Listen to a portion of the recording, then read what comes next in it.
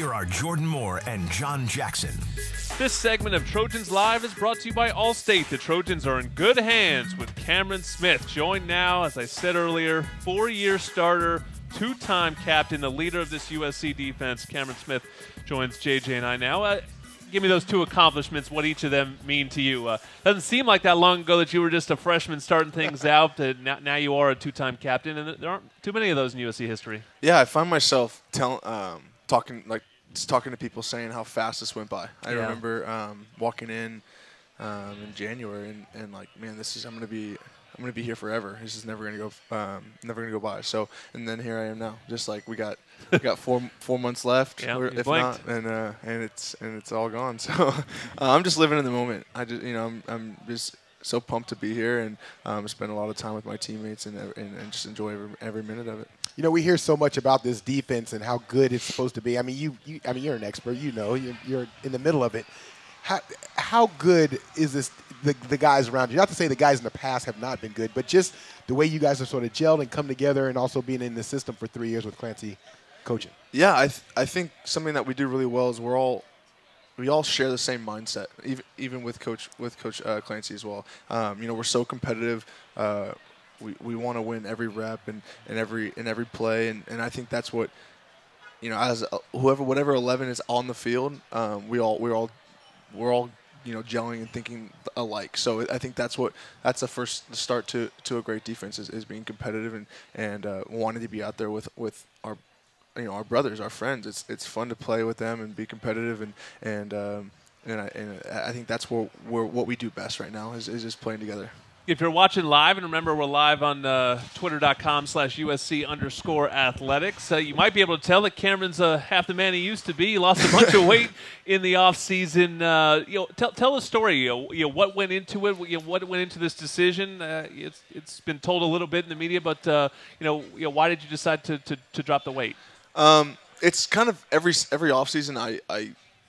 It's always my goal to keep losing weight, and I just started working a lot more with Porter, you know, just kind of thinking of different things, you know, what I can change up, because I never really ate poorly, but then I just started, you know, fine-tuning some of the other little details, and then Luke Kuechly came in to work out with us, and, you know, he kind of just said, you got to just take your diet to the next level, because I was talking about how much you weigh and what do you like to play at, and then he kind of, you know, how could you not take advice from one of the best linebackers ever? So, you know, he just said you got to, you know, put just that little more effort into it, and I talked to Porter, and I just kind of like totally physically cut my meals in half, so I'd eat like a little bit less food at a time, and then just a little bit more often, like they always say. But it's worked for me, and I really focused on that, and I'm kind of just giving it my all. You feel the difference out in the practice field? I totally feel the difference, and like not just with, you know, my movement and, you know, being able to, you know, run faster, but I feel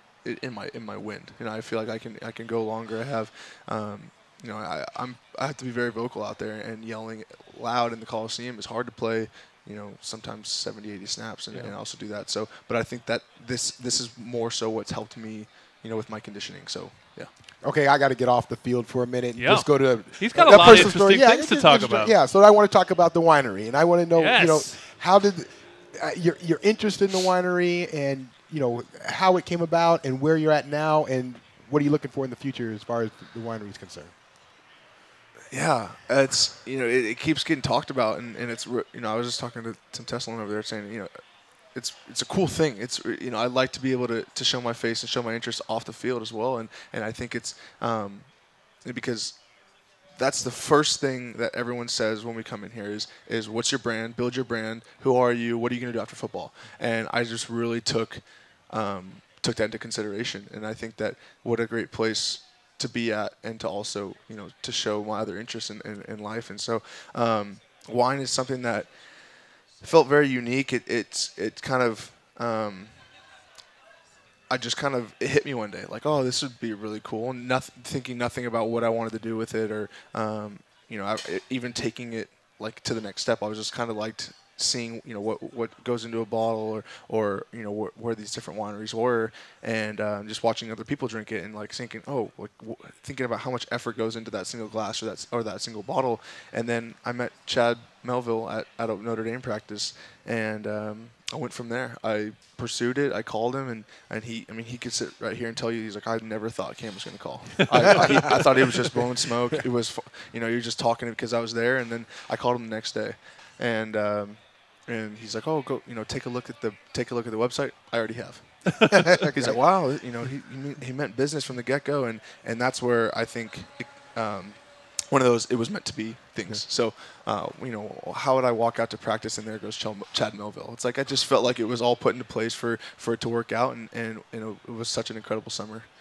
JJ, JJ just wants some advice, right? I mean, all you do is, what do you drink? $2 Chuck? Yeah. I'm a cheap wine drinker. But not anymore, because now I have a hookup. You have your sommelier, right? And watch Tim, because that's what he's just after you for the free wine. So they all need a little refinement, Cameron. Yeah, I mean that was initially the goal. Was anyone could look at a wine list and be like, oh, let's order this $1,000 bottle of wine, and be like, oh, it's going to be good. Well, yeah, no, cool. Let's order this $70 bottle of wine or whatever, and be like, I know, the winemaker or where it's from, or I have more of a history. Beyond it, and it's like that's where I started thinking about it'd be really cool to be able to pick and choose a cheap bottle that I know is good, if not more of a bang for your buck from than the expensive ones. You've talked too a little bit about potentially wanting to be a firefighter someday. You are the sort of Renaissance man a little bit. Is there someone in your life who just made sure that you opened up your mind to different things? And we do meet a lot of athletes sometimes that are just so narrowly focused, and it takes a lot of focus to get to where you are as an athlete. But who in your life broadened your horizons a little bit? I think my parents always just did a great job of whatever I wanted to do. They gave me every bit of confidence and the ability to do it. So I was always a guy that was I'd get interested in biking or skateboarding or these little outside activities, and I'd go all for it, and then I'd be like, all right, I'm over, let's find the new one. And these things have been I think it was my freshman year here. Someone called me phasey, or like you'd have these moods, and and then I was like, oh yeah, really? So I've really found who I am and found my interests, and it feels good because I have the ability now that when this game is over, I'm almost more excited because I have so many things that I want to accomplish. Yeah. Can't wait to see what you do this season. Can't wait to see what you do next. Cameron Smith, a great leader of this USC defense.